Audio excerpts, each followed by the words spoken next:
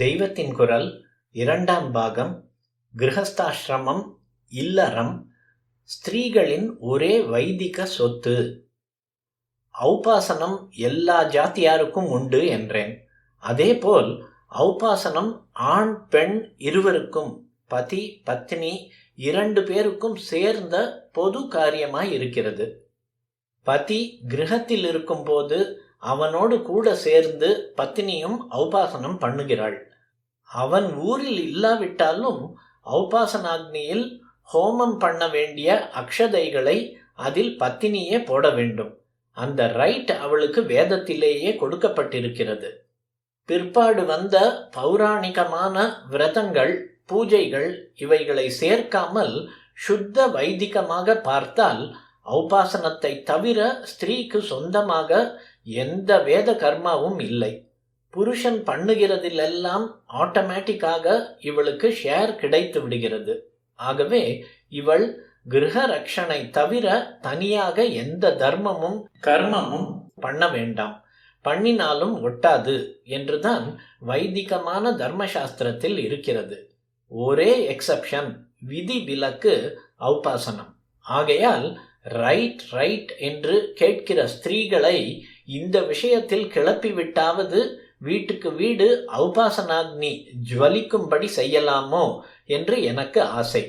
ஔபாசனம் செய்யாத புருஷனிடம் பத்தினியானவள் உங்களுக்கு கொஞ்சமாவது வேத சம்பந்தம் இருக்கும்படியாக நீங்கள் வைதிகமான பாக்கி எல்லாவற்றையும் விட்டுவிட்டாலும் வேத மந்திரமான காயத்ரியாவது பண்ணுகிறீர்கள். இப்போது பண்ணாவிட்டாலும் மந்திரமே மறந்து போயிருந்தாலும் கூட பின்னாலாவது என்றைக்காவது பச்சாதாபம் ஏற்பட்டால் காயத்ரி பண்ணுவதற்கு அனுகூலமாக உங்களுக்கு உபநயன சம்ஸ்காரமாவது ஆகியிருக்கிறது. எனக்கோ உபநயனமும் இல்லை, காயத்ரியும் இல்லை. நம் மதத்துக்கே லோகத்துக்கே சிருஷ்டிக்கே ஆதாரமாக இருக்கப்பட்ட வேதத்தில் ஸ்திரீயான எனக்கு ஏதாவது ரைட் இருக்குமானால் அது இந்த ஔபாசனம்தான். நீங்கள் இதுவும் செய்யாவிட்டால் எனக்கு வேத சம்பந்தம் அடியோடு போய்விடுகிறதல்லவா என்று சண்டை போட்டு அவனை ஔபாசனம் பண்ண வைக்க வேண்டும். இந்த மகா பெரிய சொத்துரிமைக்குத்தான் பெண்கள் சண்டை போட வேண்டும்.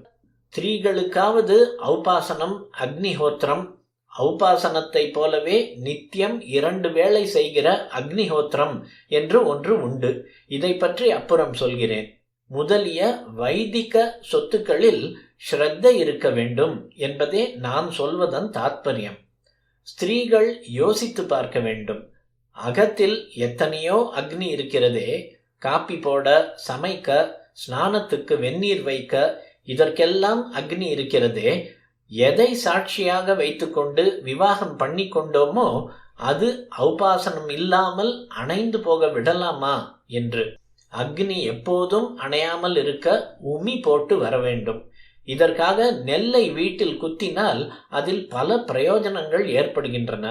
உமி கிடைப்பதோடு நாம் சாப்பிட ஆரோக்கியமுள்ள கைக்குத்தல் அரிசி கிடைப்பது, நெல்லை குத்துகிற ஏழைக்கு ஏதோ கொஞ்சம் ஜீவனோபாயம் கிடைப்பது என்றிப்படி ஹோமம் செய்ய வேண்டிய அக்ஷதை மட்டும் பத்தினியே குத்தியதாக இருக்க வேண்டும்.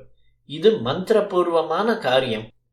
ஔபாசனத்துக்கு அதிக செலவு இல்லை. அதை செய்ய ரொம்ப நேரமும் பிடிக்காது. ஆகவே மனஸ் மட்டும் இருந்துவிட்டால் எல்லாரும் செய்யலாம்.